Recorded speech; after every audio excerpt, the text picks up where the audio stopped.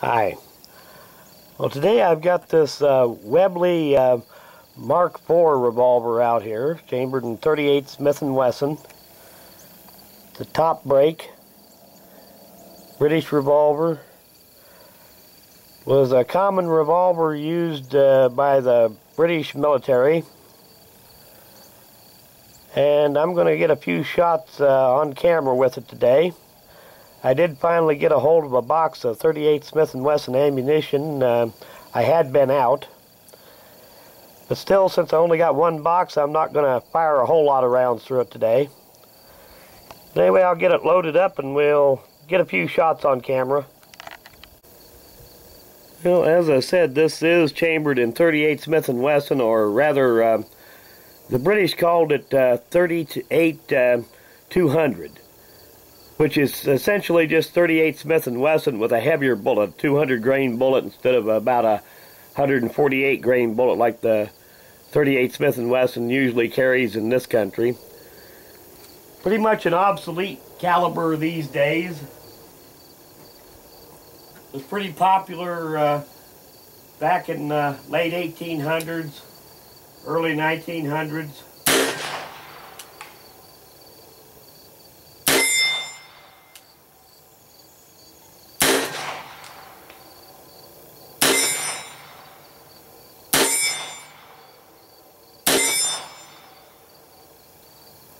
It is a top break, so it automatically ejects when you break it open.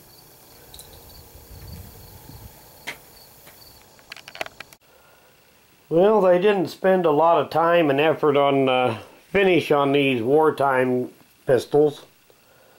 See if we can get all these markings to show up here.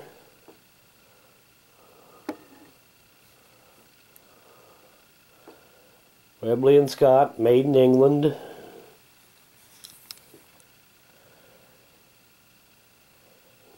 Proof marks,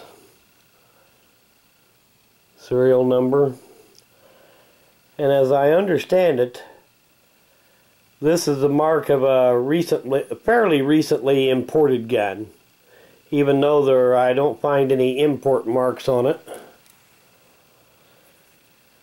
But anyway, this is the addition of a hammer block safety.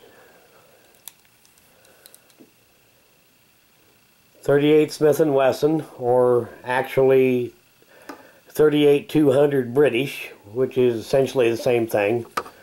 Top break, automatic ejection, the double action pull is not too bad on these. Single action is fair. Crisp anyway, a little heavier than it needs to be, but that's fairly common on military guns.